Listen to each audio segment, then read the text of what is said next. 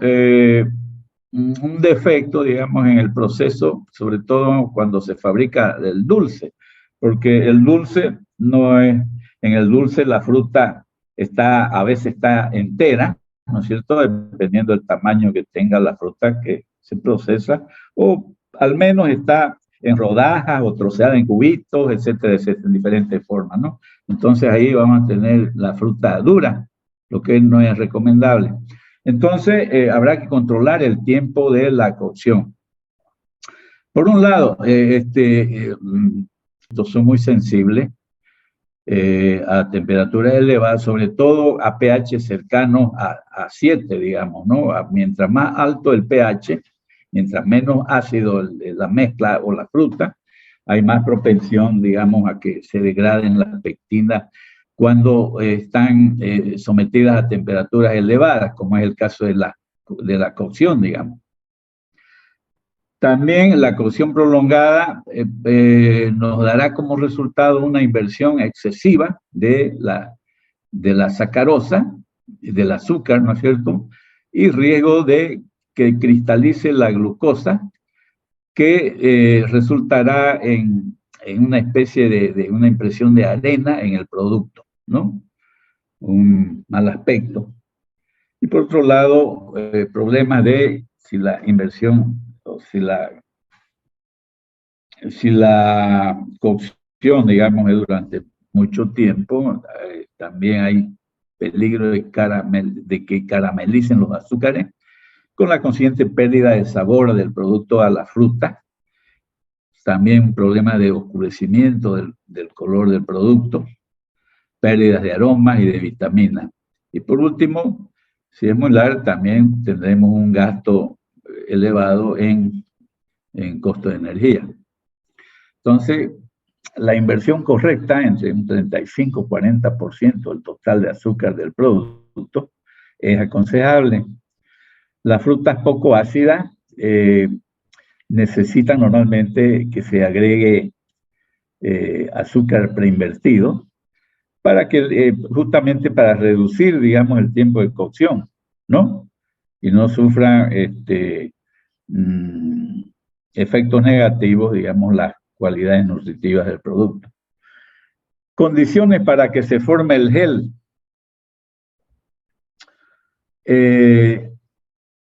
La formación del gel, ¿no es cierto?, que es una estructura, un retículo, ¿no?, tridimensional, se produce al irse enfriando el producto después de que concluye la etapa de cocción, concentración.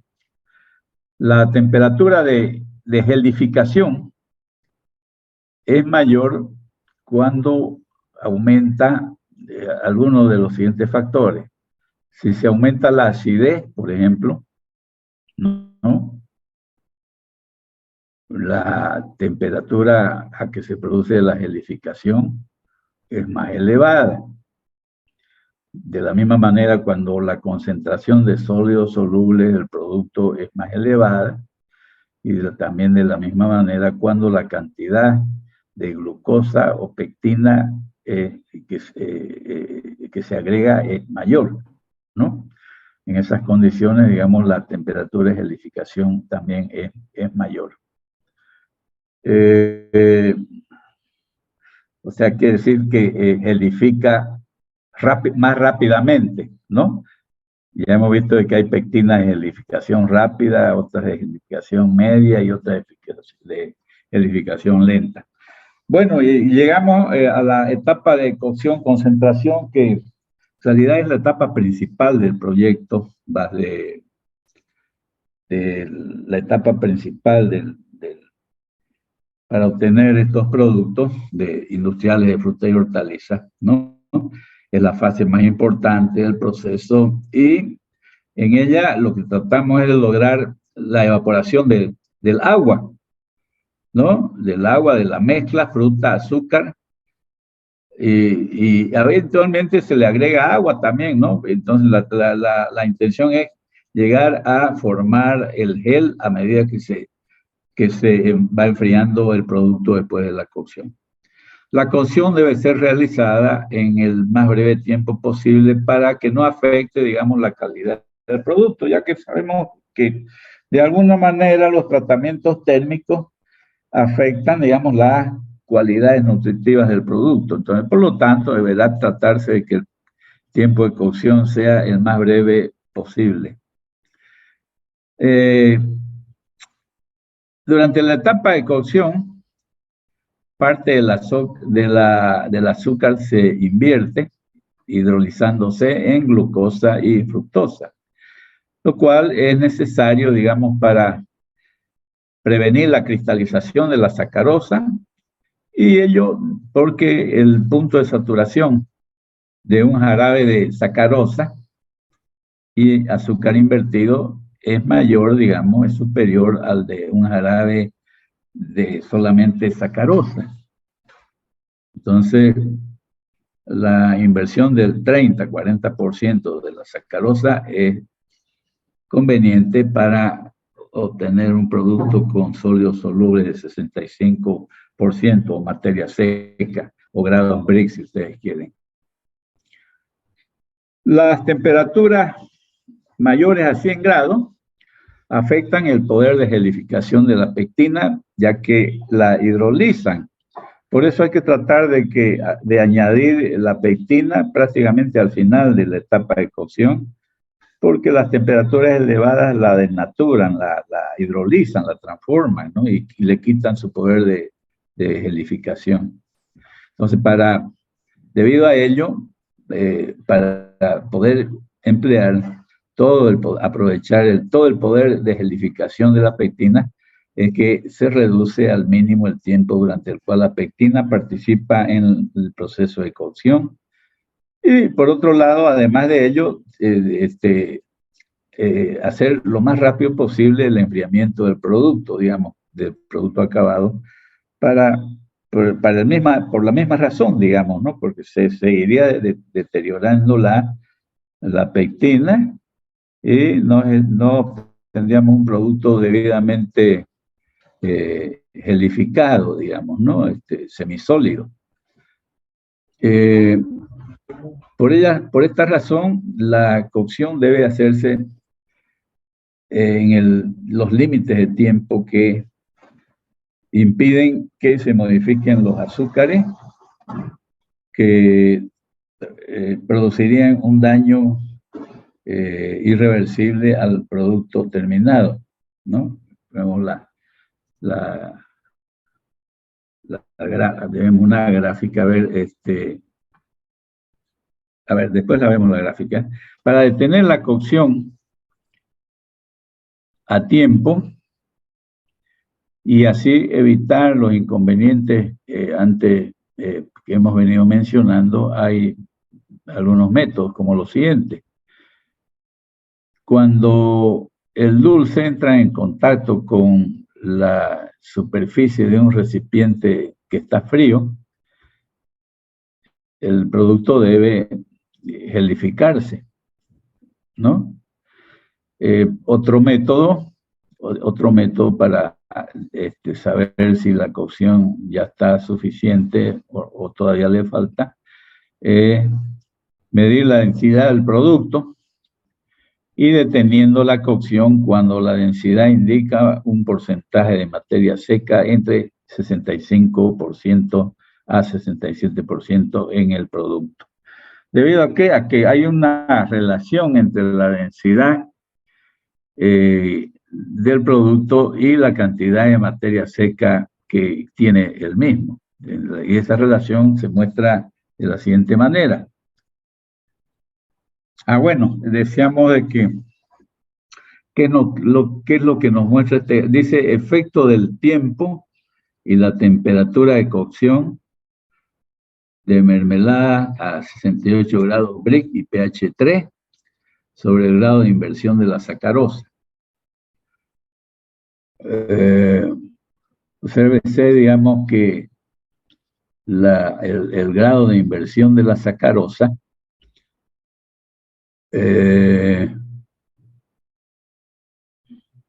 grado de inversión de la sacarosa disminuye es menor, digamos, a menores temperaturas, ¿no? Por ejemplo, a 100 grados centígrados, ¿no es cierto? Y al mismo tiempo de cocción, ¿no? Se obtiene una mayor inversión de la sacarosa cuando se trabaja a temperaturas más elevadas y viceversa, ¿no? Esa es la relación que muestra el gráfico. En las abscisas nos está mostrando el tiempo de cocción en minutos y en las ordenadas el grado de inversión de la sacarosa. Sigamos a ver. Estamos hablando de los métodos para controlar si ya está suficiente el tiempo de cocción de la mezcla o todavía le falta. Entonces, controlamos también, otro de los métodos es midiendo, o sea, mediante la relación entre la densidad del producto y su contenido de materia seca. Entonces, fíjense, ¿no? Cuando el extracto seco, digamos, necesitamos nosotros un extracto seco entre 65 a 67%, entonces esto significa de que la densidad del producto debe estar entre 1.318 y 1.331. Por lo tanto, habrá que utilizar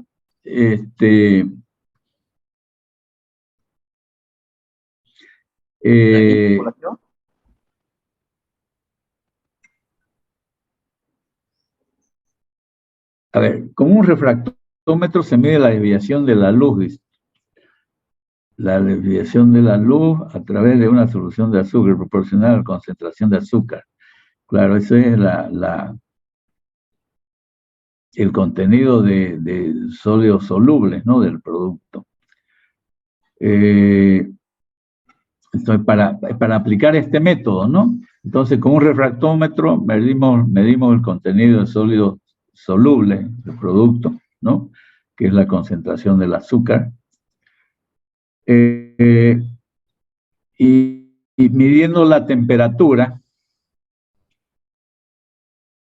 la correspondencia entre temperatura de ebullición a una presión atmosférica dada y el porcentaje de materia seca es la siguiente. También, digamos, ¿no? Por eso acá, digamos, tenemos que tener un termómetro muy preciso, ¿no? Para poder, porque con pequeña diferencia varía bastante, digamos, el contenido de extracto seco del producto. Entonces, para 65, 67, varía, digamos, tenemos una diferencia de temperatura en medio grado, de 105 grados a 105.5, fíjense, es escaso, ¿no? Poquísimo, pero varía bastante, digamos, el contenido sólido soluble. Eso, digamos, en la etapa de cocción, digamos, no es la temperatura, es la temperatura a que se somete la mezcla, el producto, durante la etapa de cocción. Entonces está relacionado con el contenido de extracto seco del mismo. Son métodos, digamos, para controlar el tiempo adecuado de cocción. Seguimos a ver, ya. Bueno, el tiempo de cocción dependerá también, ¿no es cierto?, en última instancia, del equipo que se utilice para concentrar el producto, para cocinar el producto. Por un lado, ¿no? ¿De qué tipo de equipo? Si es una olla que trabaja, un equipo que se trabaja a presión atmosférica, o trabaja con vacío, etcétera, etcétera, ¿no? Hay diferentes tipos de equipos. Entonces va a depender el tiempo de cocción del aparato de los concentradores que se utilicen, ¿no? Si son de simple efecto, de dos o más efectos, etcétera. También depende de la capacidad de estos equipos, ¿no?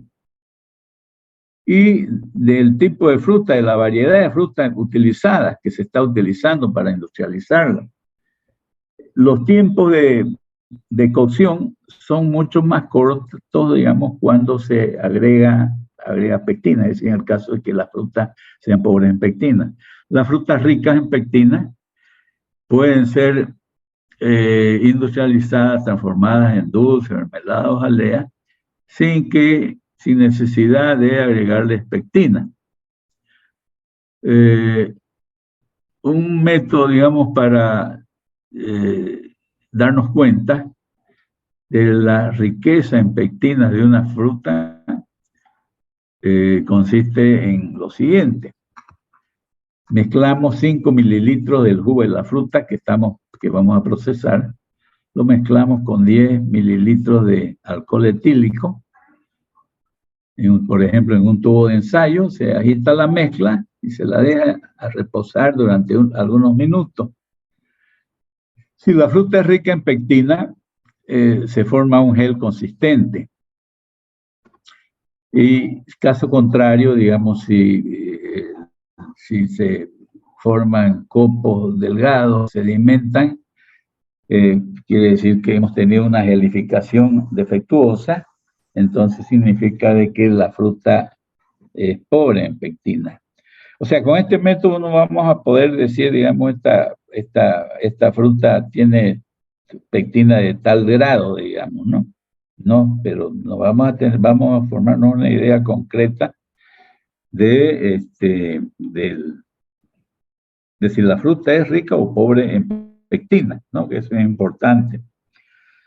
Entonces decíamos de que hay diferentes tipos de equipos que se pueden utilizar para la etapa de cocción. Se puede utilizar ollas abiertas, lo que generalmente se lo hace en fábricas de pequeña escala de producción. Y a nivel industrial, digamos, se pueden utilizar equipos que trabajan con vacío, o sea, los evaporadores de más de una etapa, ¿no? De varios efectos. Y también es necesario utilizar equipo complementario. ¿En qué consiste el equipo complementario?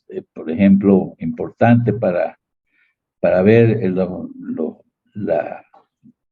los rangos de los valores de pH, se utiliza papel indicador, ¿no? Que nos da la acidez del producto, o sea, papel que en medio alcalino se tiñe de azul, ¿no? Y cuando está en medio ácido, no se mantiene de color rojo. Entonces, de esa manera nosotros podemos medir la acidez del producto. También hay que utilizar un refractómetro para medir el grado de concentración de sólidos solubles o de azúcares en el producto, ¿no es cierto? Balanzas de precisión para medir ingredientes, también cucharones, espumaderas para extraer la espuma que se forma a partir del momento en que empieza a hervir el producto. Y es una serie de ese tipo de utensilios, ¿no?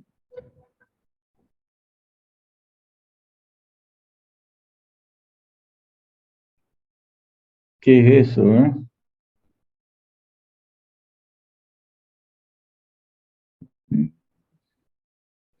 Ya, esa es una olla abierta, digamos, ¿no? Que se utiliza en pequeñas y medianas industrias. Se utiliza este tipo de equipo.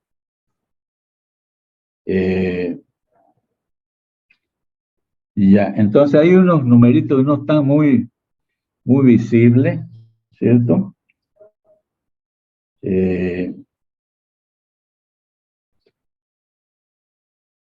Tenemos estas son las ollas abiertas que trabajan a presión atmosférica, ¿no es cierto? Entonces,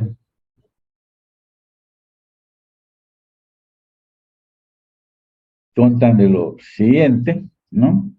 Ustedes ven ahí,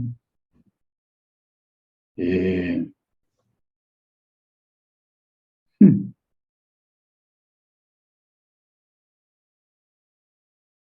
Bueno, ahí tiene el cuerpo principal, digamos, ¿no? No sé qué número, en la parte inferior, semiesférica, ese cuerpo en forma semiesférica, ¿no?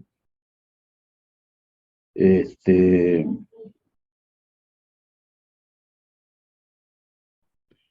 cuerpo semiesférico, es el uno, ¿no? Dos es la camisa de doble fondo para el vapor, acá en la parte inferior, ¿no?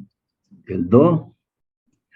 El número 3 es una válvula de seguridad conectada al doble fondo.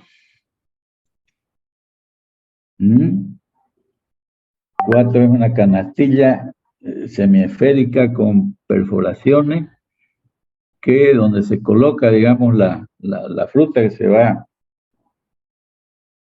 va a industrializar, ¿no? Y 5 son las agarraderas para enganchar la canastilla. 6 es la llave de descarga del ducto de descarga del producto. 7 es la descarga del vapor que se condensa, en el doble fondo, ¿no es cierto? En el 2. Entonces, el sistema de alimentación de vapor que calienta el agua y el circuito de agua para enfriar comprende lo siguiente: la tubería de entrada del vapor para producir el calentamiento, 8 acá arriba, fíjense, y 9 es la tubería de entrada del vapor. 8 es la tubería de entrada del vapor, más bien, y 9 la tubería de entrada del agua de enfriamiento. 10 es un manómetro para medir la presión del trabajo, la presión del vapor. Y 11 la llave de descarga del condensado y del agua en la tubería.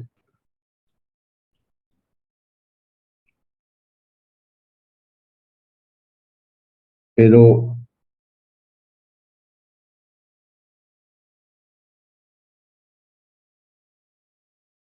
ok, ya, a ver, sigamos. La cocción, como dijimos, se puede realizar en una marmita como la vista anteriormente, pailas abiertas. Se puede hacer también con un método donde se utiliza la depresión o el vacío y un sistema de circuito cerrado. Cuando se utilizan las ollas abiertas, se consigue una rápida evaporación del agua, debido a que estas ollas tienen una superficie importante para el calentamiento y también para la evaporación del agua. Se está trabajando a un nivel de escala artesanal, ¿no? Pequeña escala. Se emplean ollas de 20 a 50 kilos de capacidad, y para un nivel semi-industrial, capacidades de 100 a 200 kilos. 200 kilos, por ejemplo, es como un turril, digamos, de tamaño normal. El sistema al vacío se emplea cuando se trabaja a bajas temperaturas y para grandes cantidades de productos, para escalas mayores de producción, mientras que el circuito cerrado no permite mantener, digamos, las características organolépticas y aromas de la fruta. La característica organoléptica es el color, el sabor, el aroma de la fruta. Entonces, la cocción, utilizando con equipos que trabajan a presión atmosférica, la cocción en la olla o paila abierta, que ya he visto que tiene su ventaja, digamos, y se utiliza frecuentemente en pequeñas y medianas empresas, digamos, que se dedican a industrializar frutas y hortalizas. Entonces, en el caso de los dulces, ¿no es cierto? Se carga la olla con la fruta en trozos.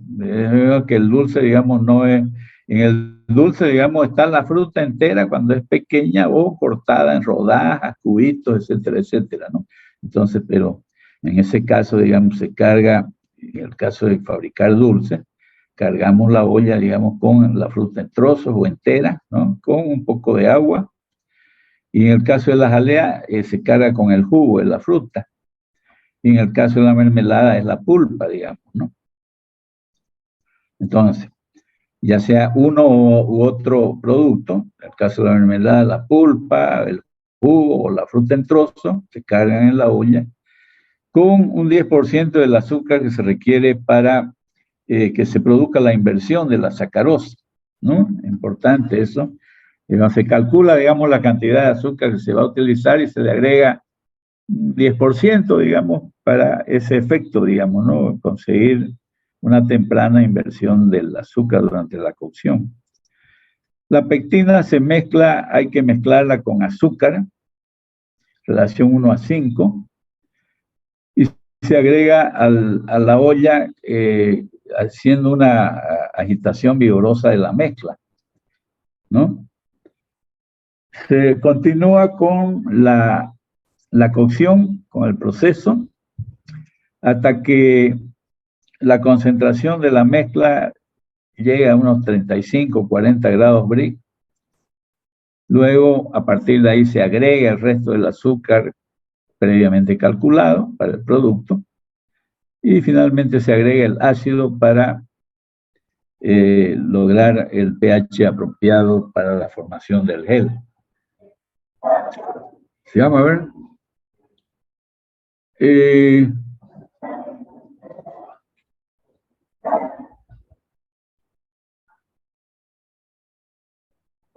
Ya lo vimos esto, ¿no?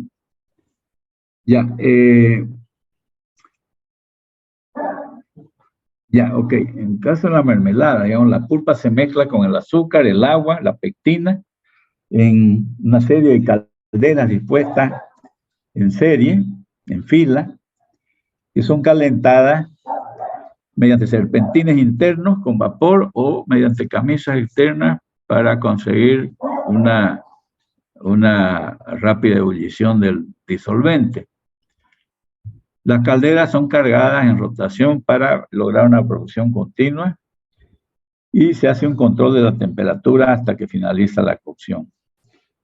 En el sistema de método utilizando vacío, ebullición con vacío, entonces logramos la ebullición a temperaturas menores. Se hace un calentamiento inicial de la mezcla a unos 65, 70 grados. Y luego se hace la evaporación en vacío, la evaporación del agua utilizando vacío, lo cual lo conseguimos a una temperatura de 60 grados centígrados y a una presión de 8.8 bares, que equivalen a 26 milímetros de mercurio. O sea, los 26 pulgadas más bien de mercurio equivalen a 660 milímetros de mercurio. O sea, la presión atmosférica es 760 milímetros de mercurio. O sea que aquí estamos haciendo un vacío, ¿no? De 100 milímetros, ¿no? Estamos trabajando en lugar de 760, que es una atmósfera de presión, estamos trabajando con 660 milímetros, que equivalen a 26 pulgadas de mercurio en el termómetro, ¿no? Luego de este procedimiento, se continúa con la cocción en calderas donde se produce el acabado, se logra el acabado del producto, donde los productos con las pectinas se agitan durante el calentamiento final hasta unos 85 grados centígrados. Eso cuando trabajamos con vacío. Sistema de fabricación continua. En este caso, digamos, se hace la alimentación continua del producto, ¿no? Llámese pulpa, trozo o el jugo, trozo de fruta o el jugo, en un equipo de cocción que cuenta con compartimientos conectados por esclusas y en los cuales se agita y se calienta la mezcla. Al final se agrega la pectina seguida de una cocción y después, posteriormente, se hace enfriar el producto. También se puede hacer la mezcla utilizando intercambiadores de calor, intercambiadores de placa, por ejemplo, y se concentra utilizando el vacío requerido, digamos, que va aumentando. Son equipos de 2 o más etapas, ¿no? Donde el vacío va aumentando de una etapa a otra, ¿no? O sea, a medida que se desarrollan las etapas o los efectos, se va haciendo más vacío. Entonces, el equipo concentrador funciona en varias etapas o efectos. Y aquí, digamos, se hace un uso eficiente del vapor de agua, digamos, que es el agente utilizado como medio de calentamiento, ¿no? Entonces, nosotros utilizando, por cada kilo de vapor de agua que utilizamos, ¿no? Por cada kilo de vapor, logramos evaporar más de 5 kilos de agua del producto. Entonces, la temperatura de evaporación varía desde 85 grados centígrados en las primeras etapas y va disminuyendo a medida que se va desarrollando, que va pasando el producto a las siguientes etapas. Entonces, en la última etapa, digamos, ya es mucho menor la temperatura, puede ser de 40 grados centígrados. Así, digamos, la mezcla empieza a hervir a temperatura, ya a las temperaturas indicadas, debido al vacío que hay entre una etapa y otra en el equipo de evaporación. Entonces, el agua, el vapor de agua, digamos, se separa del producto, ¿no? El agua que se vaporiza se separa del producto y se puede utilizar como medio de calentamiento para las etapas que trabajan a temperaturas menores, donde se hace un vacío mayor. El agua que se condensa se utiliza generalmente en el área del lavado de la fruta. Eso, digamos, en una empresa ya mediana o grande, ¿no? Una parte de los vapores separados, en la última etapa del equipo, se condensa en una columna barométrica para obtener un vacío suplementario para el evaporador.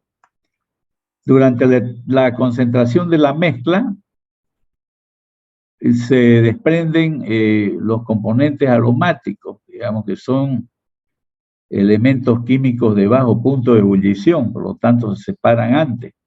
Puede tratarse de éteres, ésteres. Por ese motivo, digamos, es normal que cada unidad de evaporación vaya dotada de una unidad para recuperar los aromas.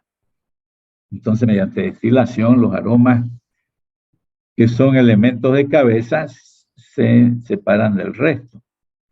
El aroma de esa manera recuperado se puede realimentar, readicionar al producto después.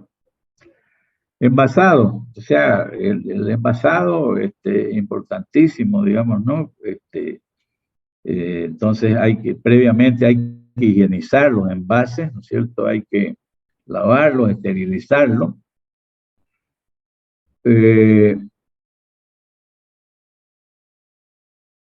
Y el envasado, el llenado de los envases hay que hacerlo antes de que se gelifique el producto, es decir, hay que hacerlo antes de la temperatura típica de gelificación de la pectina que hemos utilizado, ¿no? Ya sabemos que hay pectinas de rápida, de media o de baja gelificación, o sea, la temperatura, me refiero a la temperatura de gelificación. Entonces hay que llenar los envases previamente higienizados antes de que se gelifique pues el producto, ¿no? Por ejemplo, una pectina de gelificación lenta gelifica a alrededor de 60 grados, y mientras que la pectina de gelificación media lo hará a unos 75 grados y la rápida a 85 grados centígrados. Cuando envasamos a temperaturas elevadas, digamos 88 grados centígrados, de la etapa de cocción el producto va a salir a más de 90 grados, pues, ¿no? Entonces, no hay que dejar que baje mucho la temperatura porque el problema es que se transforma en gel el producto, entonces ya es difícil llenarlo en envases. Entonces, si envasamos a una temperatura de, por ejemplo, 88 grados centígrados y hacemos el cerrado de los botes de los envases en forma rápida, el envase se suele invertir, digamos, ¿no? Colocar para de esa manera que quede esterilizada la tapa del mismo y por lo tanto no habrá necesidad en esos casos de un tratamiento térmico posterior. Luego los envases son enfriados y se dejan en reposo para que se forme el gel, ¿no? Ya que sabemos que el gel necesita, no se da durante la cocción, sino al final de la cocción y a medida que el producto se va enfriando. El equipo enfriador, digamos, que mostramos, es un equipo enfriador sencillo, puede enfriar envases de vidrio, de metal o de cualquier otro material. Puede consistir en una, a ver, no sé si lo podéis mostrar,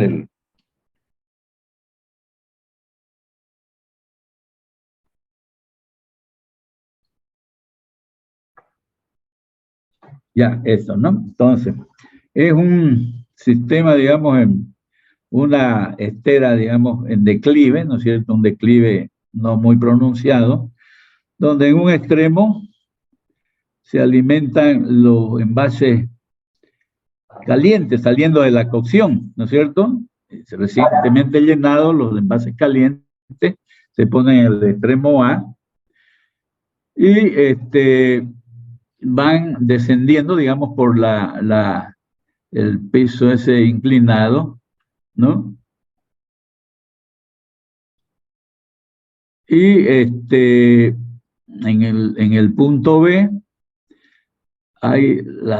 se da la salida de los envases, digamos, ¿no? Y el agua fría, digamos, es un grifo, digamos, que está ahí alimentando, digamos, el equipo para que se produzca el enfriamiento del producto.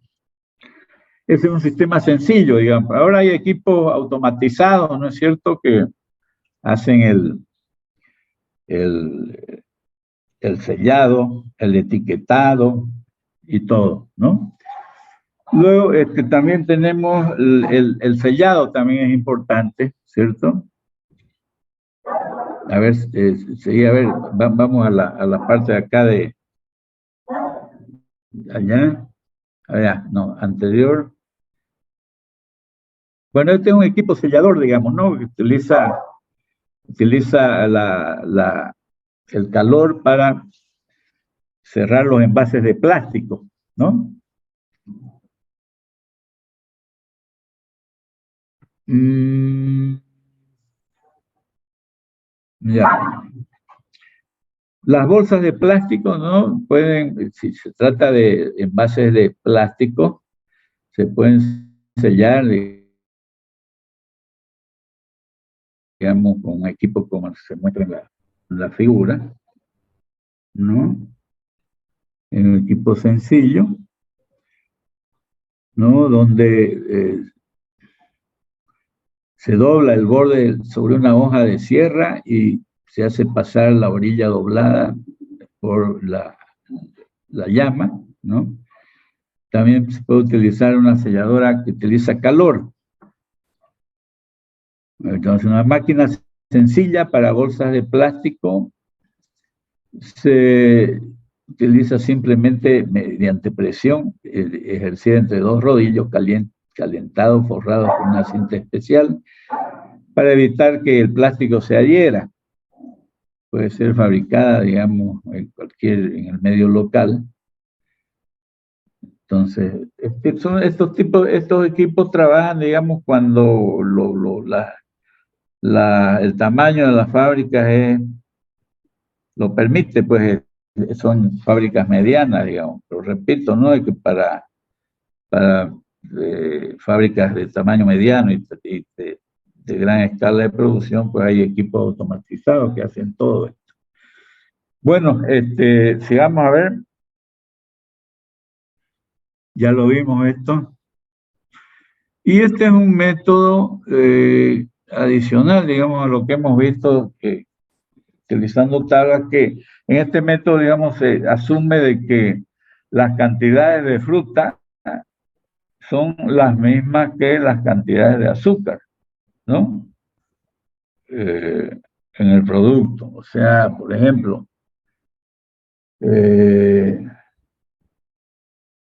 utilizamos, digamos, 100 kilos de fruta y 100 kilos de azúcar, ¿no? 50 kilos de fruta y 50 kilos de azúcar. Pero no es que 50 y 50 van a pesar 100, sino que en el proceso la fruta pues va perdiendo su contenido de agua, ¿no? Por lo tanto, es importante conocer de antemano que con tales cantidades de azúcar y tales cantidades de fruta nosotros vamos a conseguir una determinada cantidad o peso del producto acabado. Es importante conocer esos datos, digamos, para conocer la cantidad de envases de una determinada capacidad que vamos a poder utilizar para el envasado del producto, ¿no es cierto? Programar la producción, etcétera, etcétera. Entonces vamos a ver este método que sirve para cualquiera de los productos, ¿no? Aleas, dulces o mermeladas. Entonces lo que tenemos que ver es primero el contenido de sólidos solubles, ¿no? De materia seca. Normalmente debe estar en 65 o 67 grados Brix para que haya una buena gelificación. Entonces, si se mezclan partes iguales de fruta o cantidades iguales de fruta y de azúcar, parte del agua de la fruta se evapora, digamos, durante el proceso y el producto será de un peso menor, lo que explicaba hace un momento, ¿no? Que la suma de los pesos de mezcla del azúcar y de la fruta. Entonces, es importante conocer de antemano el peso final que va a tener el producto para poder preparar la cantidad de envases que se requieren para el envasado del mismo, calcular la cantidad de pectina que será necesario adicionar al producto y por último, planificar el proceso productivo. Entonces, para este método se utilizan los siguientes conceptos. El Brix de la fruta, BF, ¿no? El Brix de la fruta. El contenido de azúcares que hay en la fruta, pues, ¿no? Entonces, BA es el Brix del azúcar, que por definición, decimos que el Brix del azúcar es 100%, ¿no? Es decir, que la materia seca, el porcentaje de materia seca en el azúcar es 100%, ¿no? XAF es la fracción de azúcar en la fruta, que será igual al Brix de la fruta dividido entre 100. PF es el peso de la fruta. PA, el peso del azúcar, que por definición es igual al peso de la fruta, ¿no es cierto? PAF, peso del azúcar aportado por la fruta. El peso del azúcar que aporta la fruta es el peso de la fruta por la fracción de azúcar en la fruta. El peso total del azúcar es PTA, el peso total que tiene el azúcar en el producto. El peso total del azúcar en el producto. BP, el brick del producto, brick de la mermelada o de la jalea o del dulce. XAP es la fracción del azúcar en el producto, que es igual al brick del producto dividido entre 100. XA es la fracción del azúcar en el azúcar. Es 1, pues no, obviamente. Y PTP es el peso total del producto. En este caso la mermelada, puede ser la jalea o el dulce. También BF dividido entre 100, o sea, el brick de la fruta dividido entre 100 es la fracción del azúcar en la fruta. O sea, el peso de la fruta por la fracción del azúcar en la fruta es igual al peso del azúcar en la fruta. El brick del producto dividido entre 100 es la fracción de azúcar en el producto. Y el peso total del producto es igual al peso total del azúcar dividido entre la fracción del azúcar en el producto.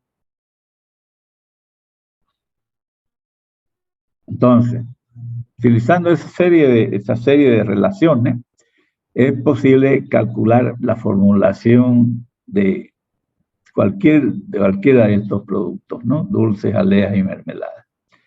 Si no disponemos de un refractómetro, que es el equipo, la herramienta con la cual medimos el contenido de azúcar de la fruta, lo podemos usar. Hay tablas disponibles, digamos, en diferentes literaturas sobre el tema que nos dan esa información, digamos, sin temor a cometer errores graves. Un ejemplo, digamos, de la aplicación de este método. Supongamos que queremos elaborar mermelada a partir de utilizando 100 kilos de piña, la cual contiene una concentración de azúcares de 18 grados Brix. El rendimiento industrial de la piña es de 62%, o sea, ¿por qué hay 62%? Porque la piña, la fruta, tiene la cáscara, tiene el corazón ese duro, ¿no es cierto? Esa parte no comestible que hay que separarla. Entonces, de 100% de piña, solo el 62% constituye la pulpa. Entonces, por eso dice el rendimiento industrial de la piña es de 62%.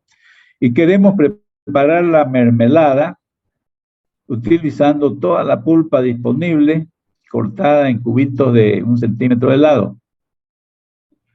Se trata de calcular los kilos de mermelada que se van a obtener y el número de envases de 400 gramos requerido para ese tipo de producto.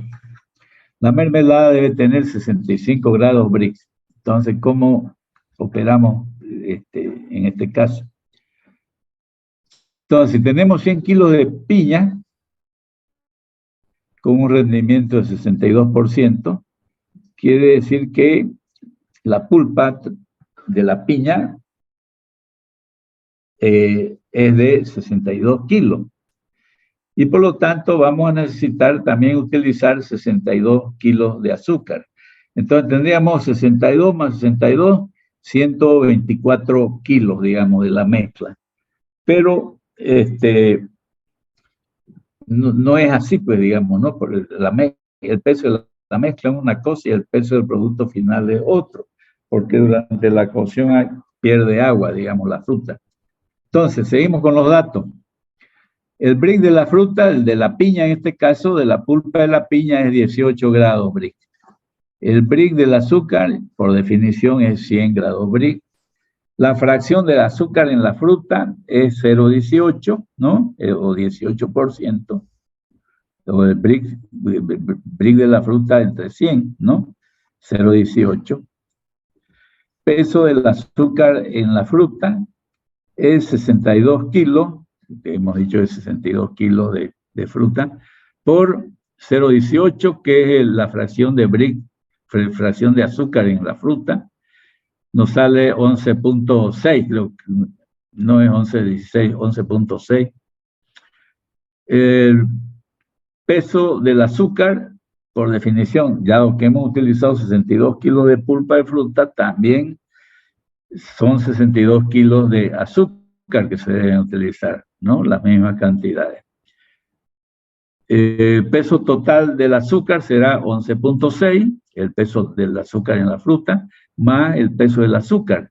11.6 más 62 son 73.6 kilos de el peso total del azúcar en el producto. El brick del producto es 65%. Entonces, la fracción de azúcar en el producto dividido... La fracción de azúcar en el producto es 65 grados Brix.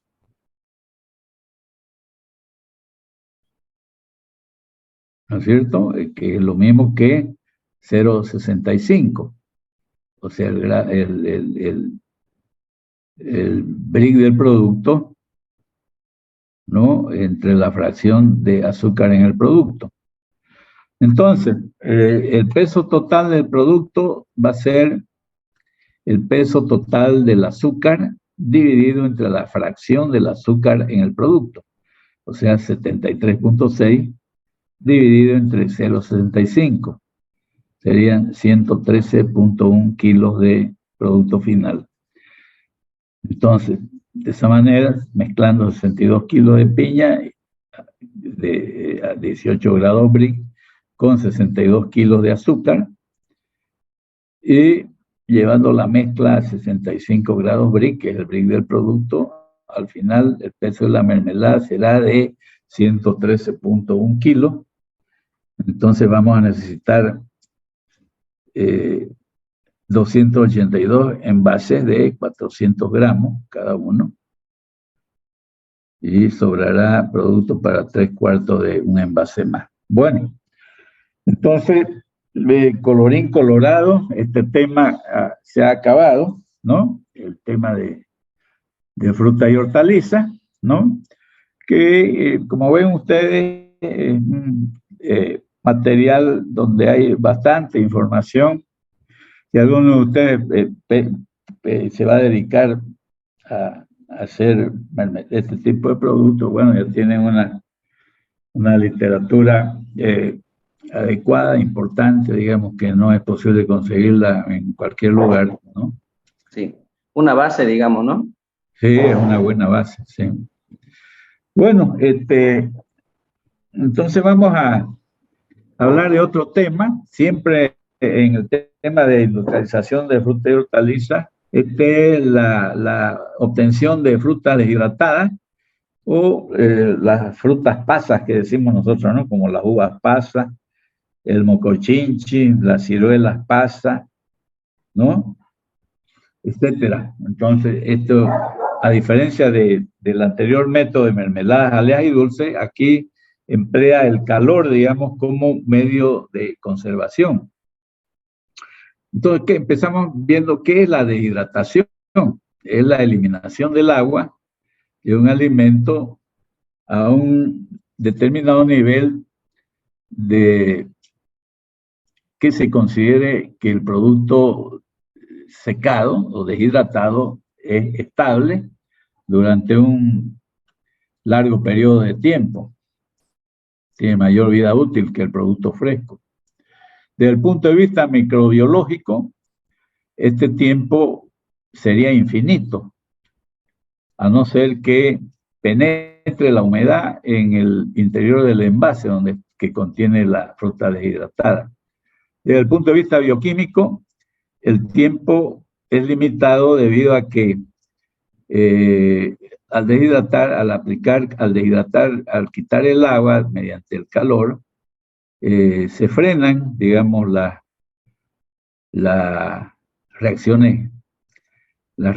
algunas reacciones químicas, ¿no? Pero hay otras reacciones que se producen, aunque sea en forma lenta, ¿no? O sea, no se para desde el punto de vista bioquímico todas las reacciones completamente. El deshidratado consigue que se inhiba el desarrollo de microorganismos, pero no los destruye. Una cosa es inhibirlo y otra cosa destruirlo, ¿no?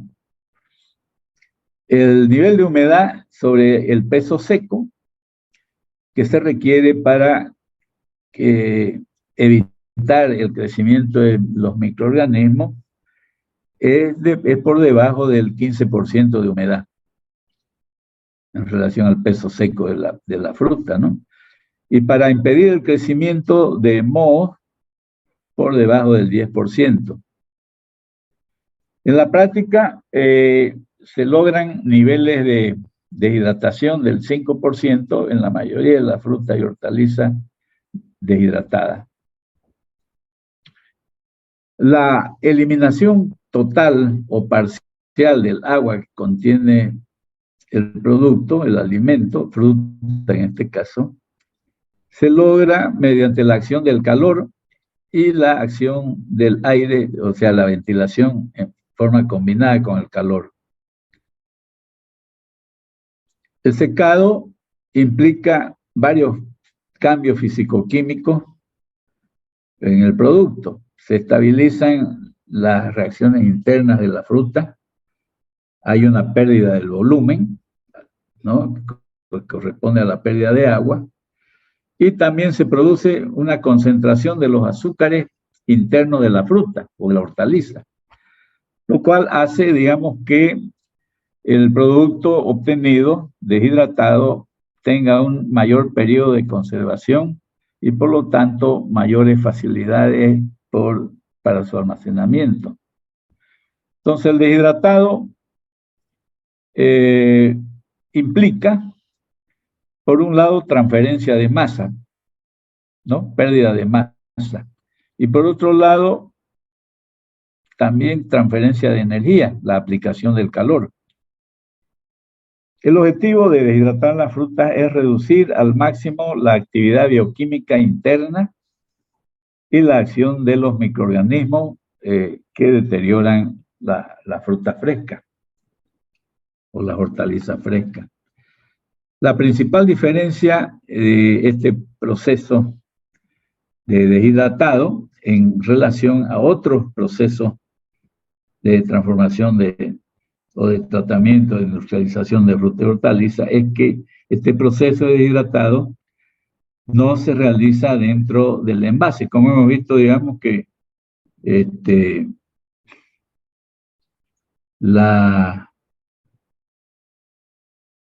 muchos de los otros procesos, por ejemplo, de esterilizado y todo eso, pasteurizado, se realiza con el producto normalmente con el contenido en el envase, ¿no? Entonces, en este caso es a la inversa. El secado de la fruta o la hortaliza se realiza por convección, empleando como fluido que transporta el calor el aire. El aire es un elemento que siempre lo tenemos disponible y tiene la particularidad de que no origina temperaturas elevadas, digamos, ¿no? Que temperaturas elevadas que provocarían el quemado, digamos, de partes de la fruta o la hortaliza. El método más utilizado para secar frutas y hortalizas es por convección, que implica la transferencia de calor de un cuerpo más caliente, ¿no? En este caso, el cuerpo más caliente lo transfiere mediante el fluido, que es el aire, lo transfiere a otro cuerpo que está más frío. Entonces, el cuerpo más frío toma calor del cuerpo más caliente, ¿no? Mediante el aire, y que es el que hace la transferencia del calor desde el cuerpo más caliente al cuerpo más frío. Por ejemplo, unos concentradores de energía solar, ¿no es cierto? Se concentra la energía solar y entonces el aire, o sea, la acción combinada de la energía solar combinada con el aire que hace el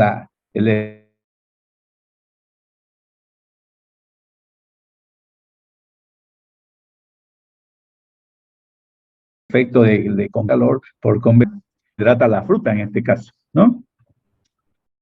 Entonces la evaporación del agua se hace a través de una corriente de aire caliente que transmite el calor latente de evaporación al producto. Un concepto importante es la actividad de agua.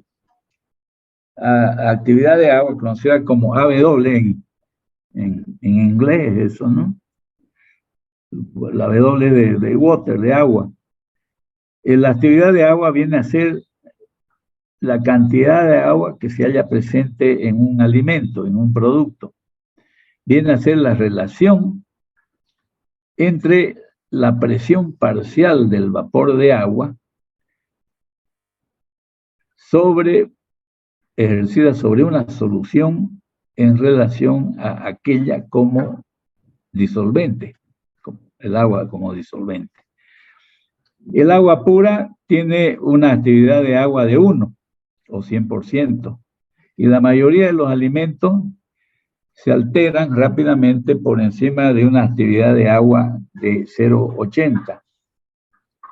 A niveles de actividad de agua de orden de entre 0,75 a 0,70, la velocidad de crecimiento de los mohos, de los microorganismos, es de tal manera que el producto se puede almacenar durante algunas semanas.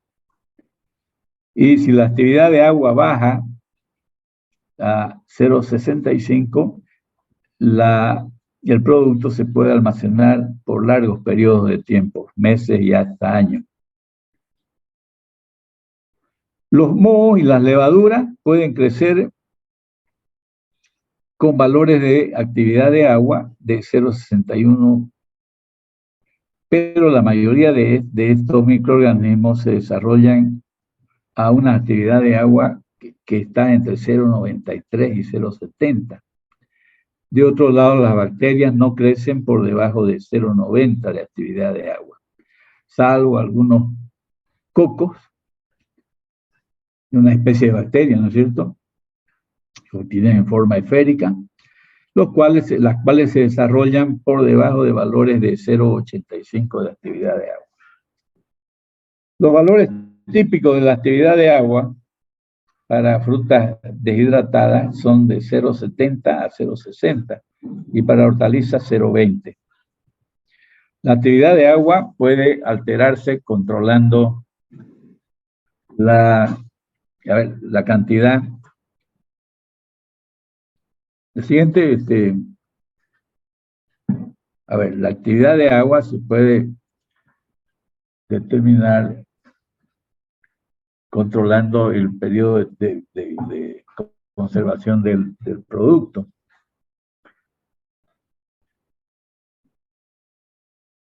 Y este es un proceso general, digamos, de la deshidratación de frutas y hortalizas. Empieza, como ustedes ven, con una selección de la materia prima, que puede ser, digamos, frutas, hortalizas que proceden de de los descartes del producto fresco, por ejemplo, pero de ninguna manera es una fruta en mal estado, seguido de un lavado, una etapa de preparación que consiste en varias etapas, entre ellos el pelado y otras más, como vimos en el tema de frutas y hortalizas, de mermeladas, jaleas y dulces. El escaldado, que es un tratamiento térmico, o el escaldado a veces es sustituido por la aplicación de sustancias de conservación, agentes de conservación, como el óxido de azufre, que es un gas que ejerce una acción conservadora, que se aplica siempre antes de deshidratar la fruta. Luego viene el secado, después le sigue un enfriamiento, una selección posterior, digamos, para separar frutas que no fueron muy bien deshidratadas y otras que sufrieron un deshidratado excesivo, quemadas, un oreo y otros tratamientos finales, y el acondicionamiento, que es el envasado, ¿no? Ese es el proceso de deshidratado. Sigamos a ver. Tratamientos preliminares, acá como parte del proceso de fabricación, tenemos los tratamientos preliminares, que consiste desde la selección, lavado, pelado, extraído de la semilla, cortado, escaldado, aplicación de conservantes. Entonces, estos tratamientos preliminares tienen por finalidad garantizar la buena calidad microbiológica del producto, conservar vitaminas y aromas típicos de la fruta, proteger taninos, colorantes naturales de la fruta y favorecer un secado homogéneo, que de eso se trata, digamos, ¿no? El deshidratado. Entonces, las operaciones preliminares, estas que se hacen, va a depender del producto, de la fruta que se está que se quiere deshidratar, que se quiere procesar. Por ejemplo, la manga y la papaya son sometidas a todas estas operaciones: selección, lavado, pelado, extraído de la semilla, cortado, escaldado, conservante. Mientras que la uva, por ejemplo, no necesita pelado, por razones obvias, digamos, ¿no? Tampoco de semillado, tampoco corte, ¿no? Es una fruta pequeña. Y tampoco escaldado, o sea, solamente selección, lavado y aplicación del gas, digamos, de gas de azufre, ¿no? Lo mismo el higo, ¿no? Solamente necesita estas 4 operaciones: selección, lavado, escaldado y aplicación de conservación. Y así sucesivamente, ¿no? Entonces va a depender estas operaciones de la variedad de la fruta que estamos queriendo procesar. La selección, que es otra de las etapas del proceso, se hace en función al grado de madurez, al tamaño, la forma, si no presentan síntomas de deterioro, digamos, por mal manipuleo o problemas de maduración excesiva o podredumbre de la fruta, ¿no? Se hace la selección. Por lo tanto, esta fruta, digamos, que se deshidrata, puede proceder, como dice ahí, del descarte de la línea de productos frescos, lo que normalmente se da en fábricas de mediana y gran tamaño, digamos, mediano y gran tamaño. Se suele eliminar también las frutas dañadas o en mal estado. Esa selección se puede hacer en forma manual, haciendo pasar la fruta por una cinta transportadora, donde a la vista de los operarios que van descartando las frutas que no cumplen las condiciones para ser deshidratadas. Entonces, hay los métodos para el lavado. También hemos visto que es también un método utilizado, digamos, y que se requiere para separar materias extrañas, ¿no es cierto? suciedades de la fruta, habilitarla, digamos, para continuar el proceso de hidratado. Entonces, vemos acá por cada tipo de fruta los métodos y tiempos que se utilizan para su lavado y el tipo de insumo que se utiliza además del agua. Para la manga y la papaya, por ejemplo, se le hace un baño, un lavado, en baño durante algunos minutos. Y se trata la fruta con una solución de metabisulfito de sodio disuelto en agua a razón de 0,75 gramos por litro de agua.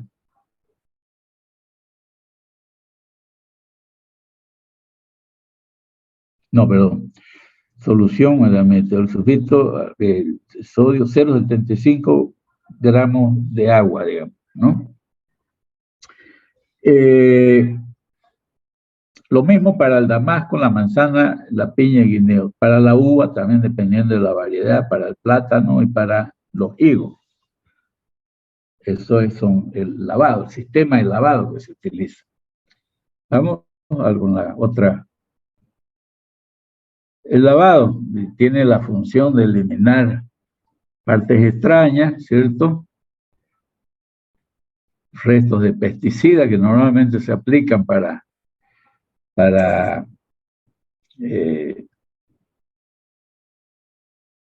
mejorar los rendimientos, digamos, ¿no? O los herbicidas para matar hierbas y todo eso. Son productos químicos que son nocivos para la salud del consumidor, por lo tanto hay que eliminarlos mediante lavado, se lo hace mediante lavado. Entonces, el lavado elimina todo ese material extraño que puede venir adherido a la superficie de la fruta. En el cuadro anterior es el que vimos, digamos, vimos los métodos que se utilizan para el lavado de la fruta dependiendo de su variedad o tipo. La preparación comprende una serie de operaciones que se realizan antes del secado, tales como el pelado, el cortado, desemillado o descarozado, las frutas de carozo como el durazno, ¿no es cierto? Escaldado, que es un tratamiento térmico, o aplicación de conservantes químicos, que es el caso del gas azufrado, ¿no? El pelado, por ejemplo, se requiere en la mayoría de las frutas que van a ser deshidratadas.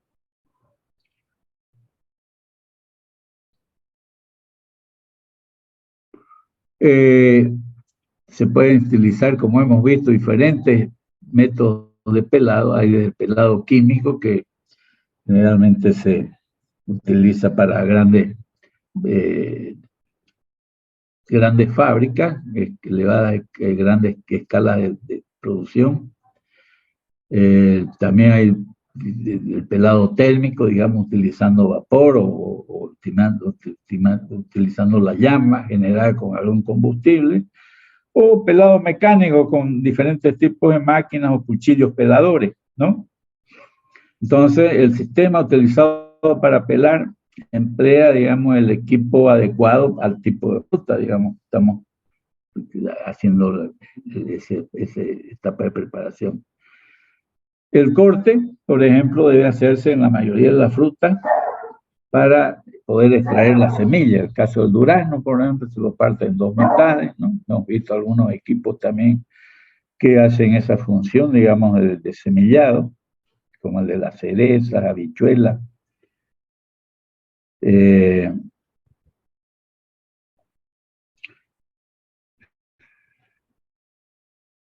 Entonces es importante la forma como se hace el corte porque está relacionado con el rendimiento del proceso de secado.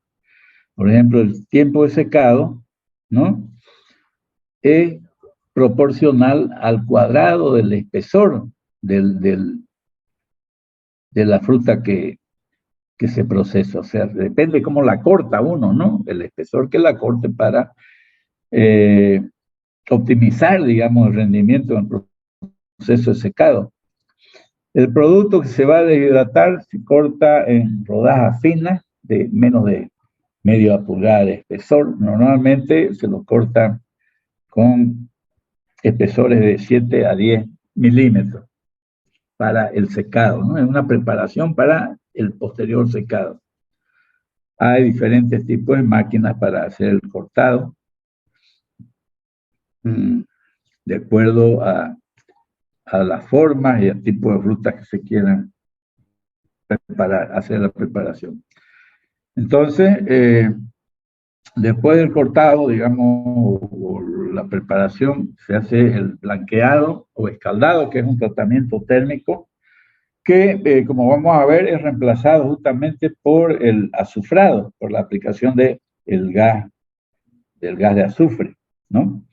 El escaldado es un tratamiento térmico que se puede hacer utilizando agua caliente o vapor.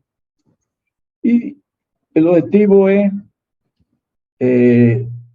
disminuir, digamos, la acción de las enzimas, bloquear la acción de las enzimas y de los microorganismos que son los causantes de los cambios de color, sabor, etcétera, en los alimentos.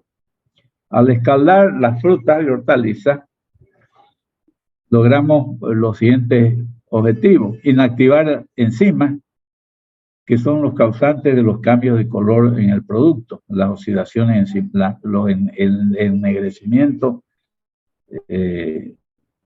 enzimático, ¿no? También al hacer el escaldado logramos mantener las características organolépticas, tales como color, olor, sabor, contenido de vitaminas y nutrientes en el alimento, en la fruta. Y también logramos hacer un mejor y más rápido secado del producto. Entonces, el escaldado se hace exponiendo la fruta a un calentamiento próximo a la temperatura de ebullición por periodos cortos de tiempo, o sea, utilizando agua próxima al punto de ebullición, ¿no? Y se puede llegar a veces, digamos, en algunos casos a las temperaturas de esterilización, dependiendo del requerimiento de la fruta. El tiempo es variable dependiendo de la fruta que se está trabajando y de la temperatura que se utiliza para escaldar la misma.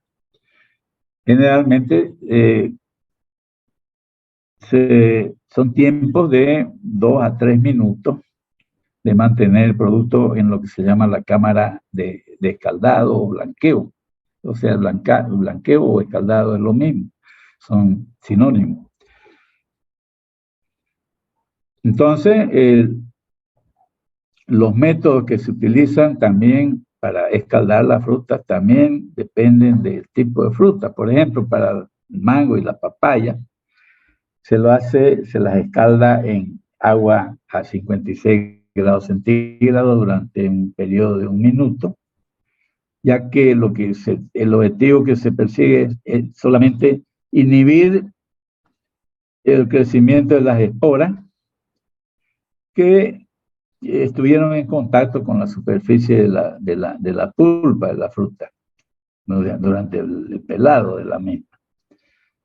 En el caso del damasco, el escaldado, en lugar de agua, se utiliza vapor durante 5 minutos antes de secarlo. Todo esto se hace antes del secado, ¿no? En el caso de la manzana, se le hace el escaldado en agua a 100 grados centígrados durante unos 10 minutos. Plátano y guineo está en agua durante 5 minutos.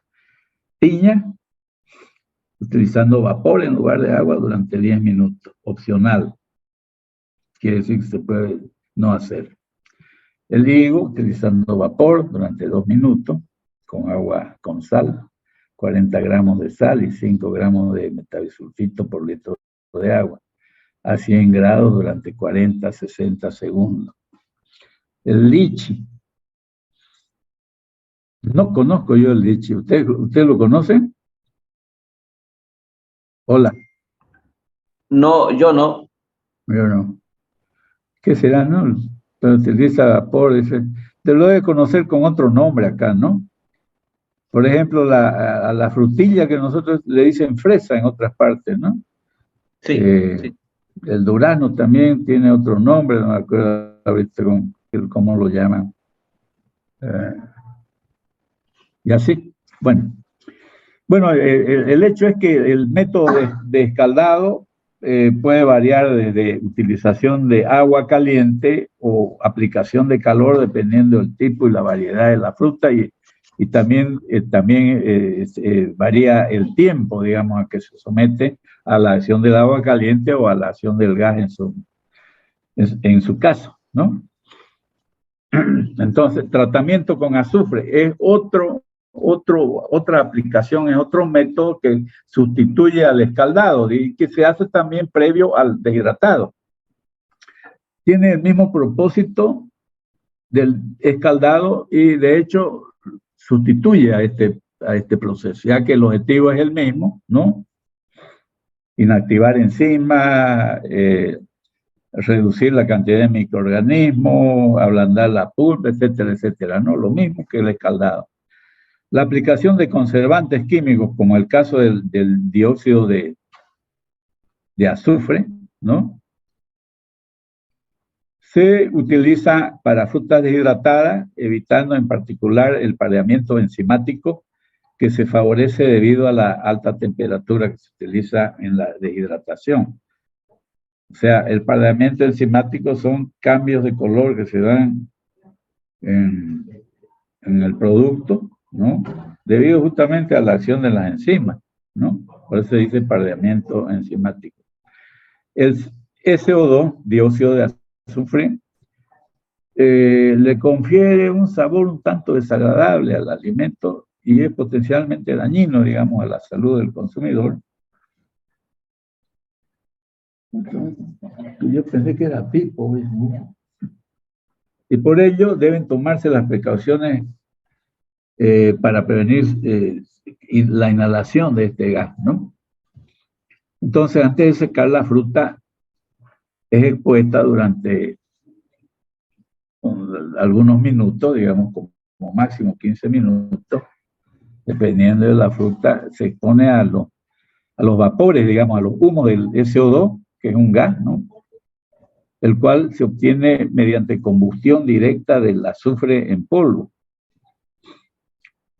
Se hace colocando la fruta en una cámara semihermética que dispone de ventanas y orificios, ¿no? Las ventanas son para poder controlar la cantidad de azufre que se haya presente en la cámara donde están las frutas, donde se produce el quemado del azufre puro, digamos, para obtener el resto del efecto.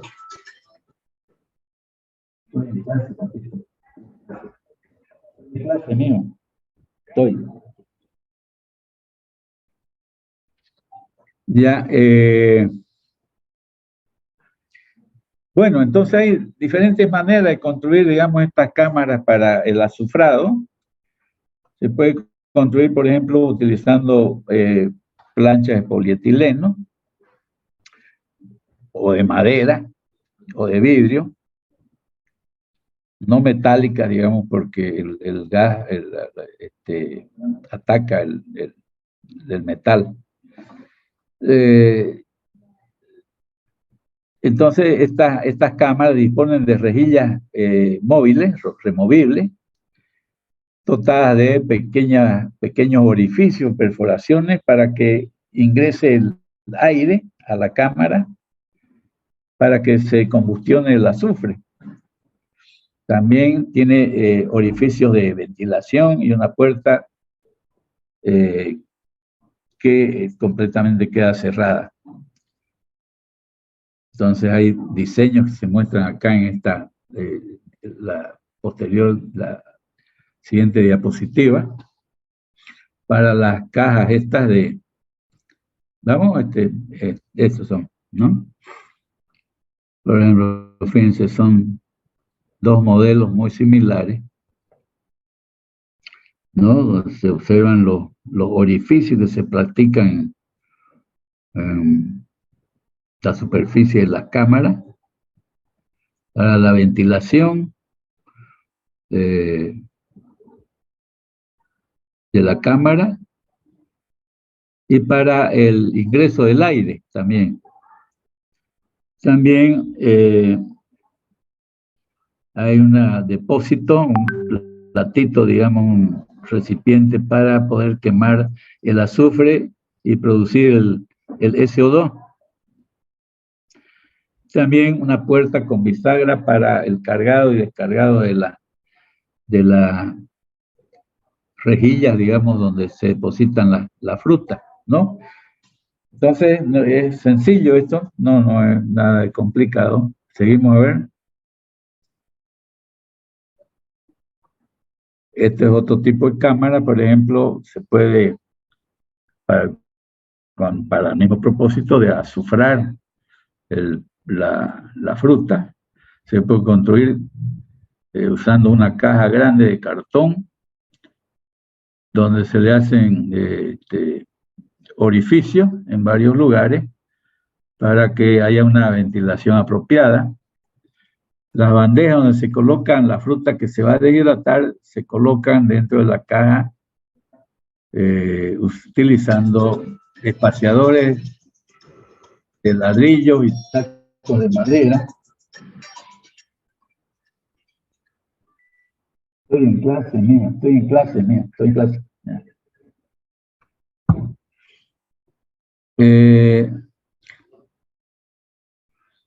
Las bandejas deben ser de madera, ya lo dije, ¿no? Porque los vapores de azufre corroen las bandejas si fuesen metálicas. Estas cajas, digamos, se ubican al aire libre. Para preparar el gas, digamos, se utiliza una cucharada de azufre por cada libra de fruta. El azufre se introduce dentro de un recipiente situado alejado de las paredes de la caja, porque las temperaturas altas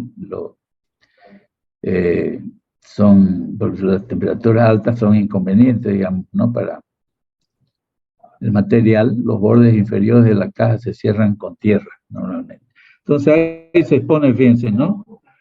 El depósito donde va el azufre para la obtención del gas, los cortes que se hacen, los orificios que se hacen en las paredes, ¿no? Escisión, dicen, ¿no? Esto acá.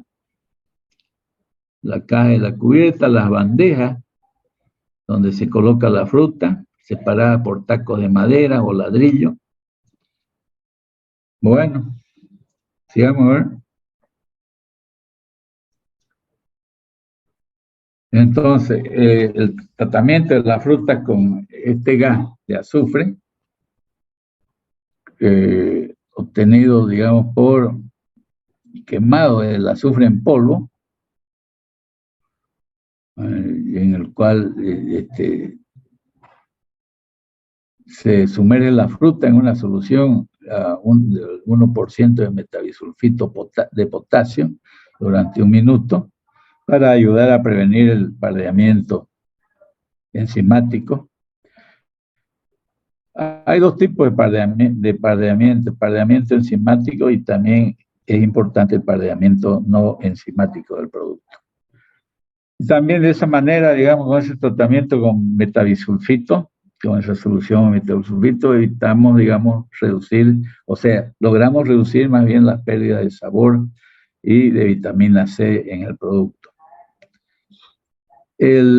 La aplicación del gas de azufre evita el ataque de bacterias, hongos, además aumenta la retención de la vitamina A y del ácido ascórbico, que es la vitamina C. También permite el empleo de temperaturas más elevadas, por lo tanto, la utilización de tiempos más cortos de secado. La cantidad de gas de azufre es reglamentada, ya que el exceso, digamos, en la aplicación de este gas origina pérdida de sabor en el producto. Puede variar la aplicación de 2.5 a 3 kilos del gas, digamos, por cada tonelada de producto fresco, de la fruta fresca. Y tenemos el secado. El secado es la operación central, digamos, de este proceso. Entonces, el principio de secado, ¿no?, es la eliminación gradual y parcial del agua que constituye la fruta, provocando la evaporación de la misma. La duración del tiempo de conservación de los productos tratados de esta manera, deshidratada, se alarga debido a que se inhibe la actividad de los microorganismos debido al bajo contenido de agua que se logra en el alimento, en la fruta en este caso. En el proceso de secado hay transferencia de calor y también transferencia de masa, transferencia de energía y transferencia de masa. El método más adecuado para secar fruta es el secado por arrastre y difusión convección.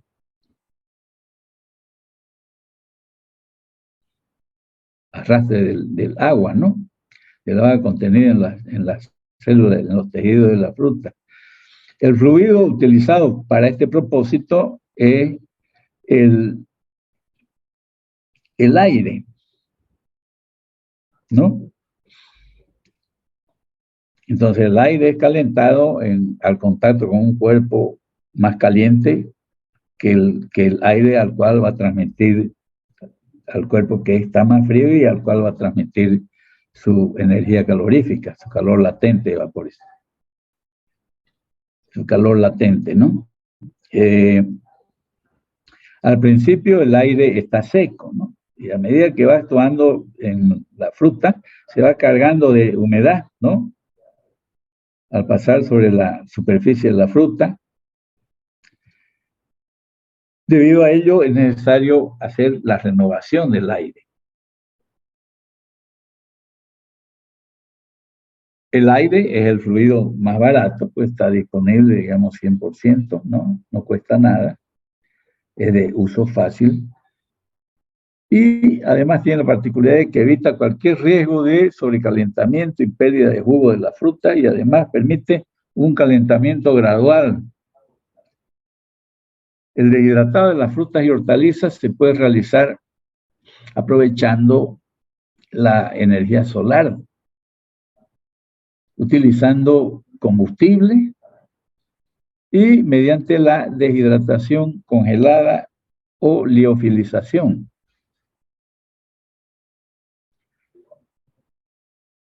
Ya, yo quisiera quedarme acá nomás, Antonio. La próxima clase vamos a terminar este tema yo necesito definir si vamos a pasar clases el martes y jueves o lo vamos a dejar para después, ¿no? No sé si ahorita están en condiciones de decirme sí o no, o lo vemos, me lo comunican por WhatsApp. Ya vamos a consultar con los compañeros y queríamos decirles que sí, okay, queremos receso. Me parece bien. Receso, ingeniero. Cualquier determinación que decidan, me la hacen conocer para efecto de la reprogramación, digamos, ¿no? Para ver la fecha de exámenes, entrega de los proyectos y demás cosas, ¿no? Y terminar completamente los temas, ¿ya? Bueno, jóvenes, le agradezco por su paciencia, benevolencia. A usted más bien. Que tengan buena noche. Que tengan una feliz Navidad y un próspero carnaval, o próspero año nuevo, ¿no? Así es. ¿Ya? Que se diviertan. Ya está conectado ya. Chao, buen viaje. Está de viaje, ¿no? Sí, vamos a viajar, vamos a pasear un poco. Ya, ok. Bueno. Ya.